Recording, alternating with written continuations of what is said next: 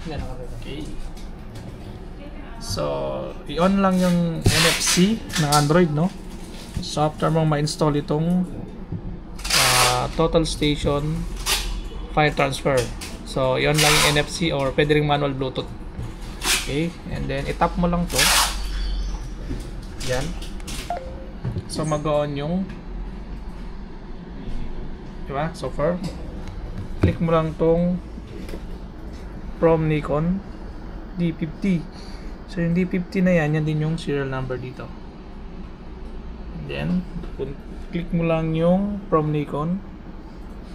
So waiting siya, di ba? So standby lang tayo dyan. So punta lang tayo sa may menu. Okay, tapos sa COM. So sa download data. And then yung format niya dapat naka Nikon, yung data dapat naka coordinate, no? Tapos, check lang natin yung settings sa COM. So, dapat yung port niya is naka BT Data TX. Kasi,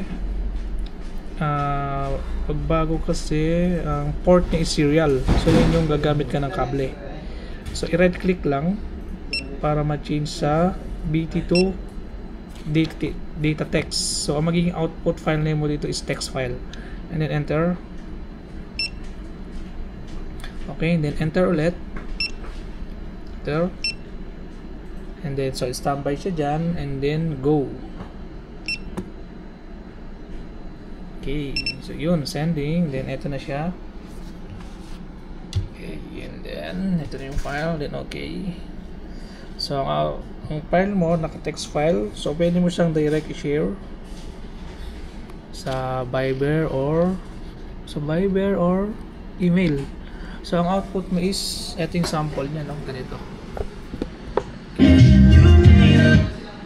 Okay, yan ang output file mo. So point number, northing, easting, elevation, description yung format niya. Okay, sign lang. Stop mo ba?